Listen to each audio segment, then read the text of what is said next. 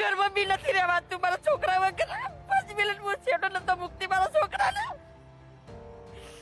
મારા છોકરા વગર મને નથી ગમતું. મને રાત્રે બી ઊંઘ નથી આવતી. હું ઘરમાંથી બહાર નીકળી જાઉં છું. આ આક્રંદ અને કલ્પાંત એ કમનસીબ માતાનું છે, જેણે બરાબર 1 વર્ષ પહેલાં પોતાની નજર સામે પોતાના કાળજાના ટુકડાને પળવારમાં રાખ થઈ જતો જોયો. અમદાવાદમાં બીજે મેડિકલ કોલેજની હોસ્ટેલ પર બનેલી એર ઇન્ડિયા પ્લેન ક્રેશની એ ગોજારી દુર્ઘટનાને આ 12 જૂને 1 વર્ષ થઈ જશે.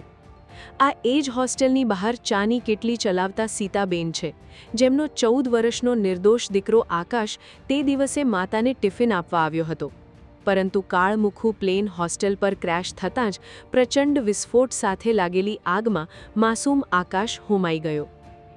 છોકરાને હું બચાવવા ગઈ પણ છોકરો બચાવી ના શકી.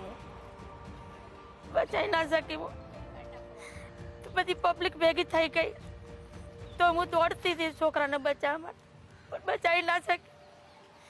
પછી બહુ આગ આવી તો હું દોડીને પાછી પડી. વચ્ચે ગાડી આવી ગઈ. મને હું એકદમ પાછી પડી ગઈ.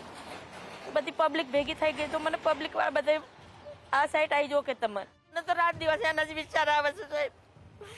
મને ઘરમાં બી નથી રહેવાતું મારા છોકરા વગર. 5 મિનિટ હું છેડો નતો મુકતી મારા છોકરાને.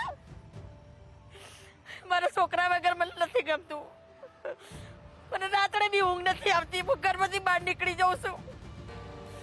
કેમ કે હું 20-22 વર્ષથી હું ચાની કેટલી ચલાવતી હતી. મારા છોકરા વગર નહીં ચાલતું મને. દીકરાને બચાવવા જતાં સીતાબેન પોતે પણ 50% જેટલા ગંભીર રીતે દાઝી ગયા હતા.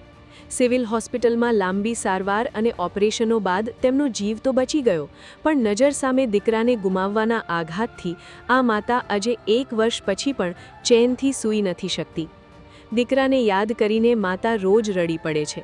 તેમની આંખોના આંસુ સુકાવાનું નામ જ નથી લઈ રહ્યા.